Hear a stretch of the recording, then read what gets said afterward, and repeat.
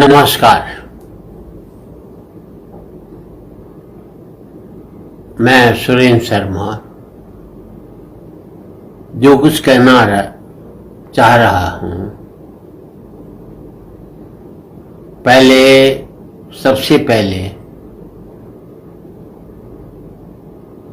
मैं आप सबसे माफी चाहता हूं और इसलिए कह रहा हूं कि हमारे संविधान ने हमें बोलने की आजादी दी है, भौंकने की नहीं। और आज हकीकत ये हो गई, जो भौंक रहे हैं उन्हें कुछ नहीं कहा जाता और जो बोल रहे हैं उनके सुनने पर पाबंदी लगाई जाती है।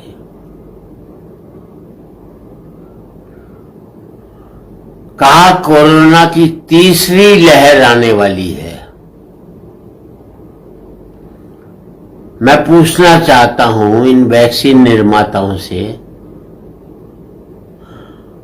तुम ज्योतिष हो, जोशी हो, क्या आपको मालूम होता है कि पहली लहर तो बूढ़ों पर आएगी, दूसरी लहर जवानों पर आएगी, तीसरी लहर बच्चों पर आएगी।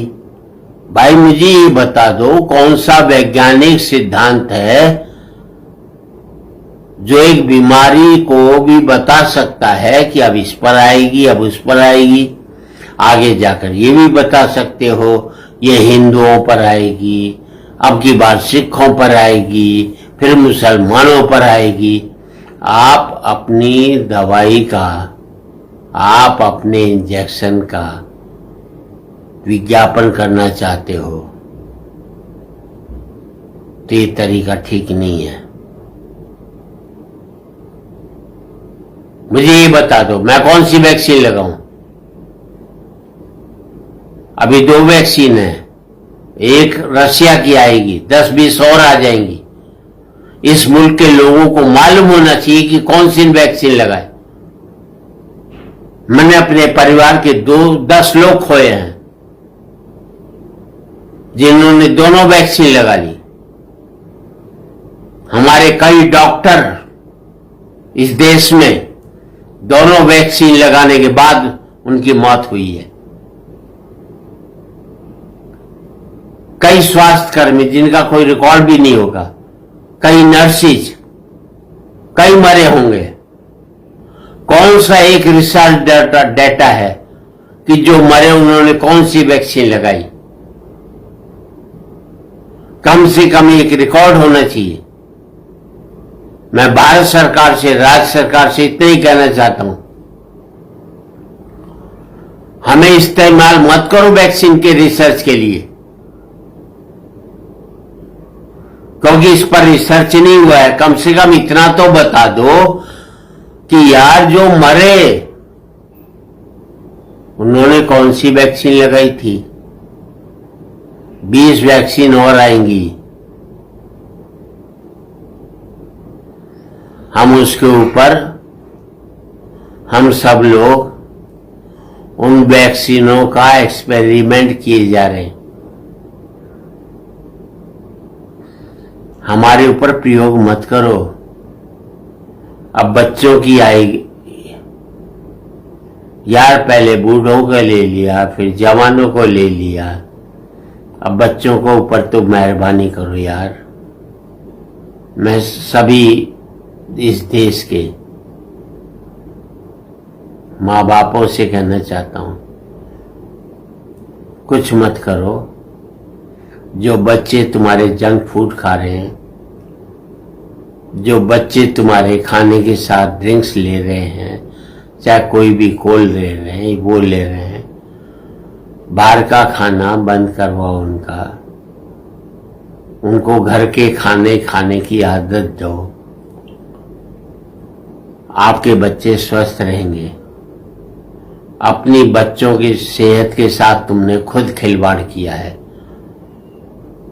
खुद खिलवाड़ नहीं किया, तुम सब ने अपने बच्चों की आदतें खराब की हैं और उन आदतों की वजह से बच्चे बीमार पड़े हैं। एक बड़ा मजाक हो रहा है देश में, घर में रहो, बाहर मत निकलो। मैं इन सबसे पूछता हूं, अगर यही बात मेरे देश के डॉक्टर मान लेते कि हम घर में रहेंगे, यही देश के स्वास्थ्य कर्मी ये मान लेते कि हम घर में रहेंगे, यही स्वास्थ्य कर्मचारी ये मान लेते हम घर में रहेंगे, यही किसान जो सोच लेते कि हमें खेत में हल नहीं चलाना, हम घर में रहेंगे, तो भाई मरने के लिए वो लोग हैं जो आपको जिंदा रखे हुए हैं और हम उनकी वजह से जिंदा हैं। यार, बीमारी को महामारी मत बनाओ। हम सब पहले इससे ही डरे हुए हैं, हमें और मत डराओ। हम भूखमरी के मारे हुए इस देश के लोग, हम बेकारी के मारे हुए इस देश के लोग, उसके बारे में सोचो। हमें कम से कम आपसे प्रार्थना है, कोई भी सरकार हो, राजनीति से अलग हटकर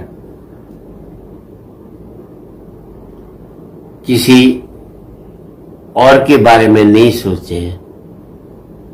बेहतर है कि हम बेहतर कैसे आदमी बने, बेहतर कैसे इस देश में जिंदगी को जिए, उसके बारे में सोचा। बहुत बहुत धन्यवाद। बड़ी तकलीफ के साथ आज ये वीडियो डाली है। अगर कोई गलत लगे, मैं इस देश की तमाम न्यायपालिकाओं से, तमाम देश की सरकारों से, तमाम देश की राजनीतिक पार्टियों से माफ़ी चाहता हूँ। मैंने कुछ गलत कह दिया हो तो मुझे माफ़ कर देना, और मैंने कुछ सही कहा हो तो उस पर अमल करने की कोशिश करना। जय हिंद।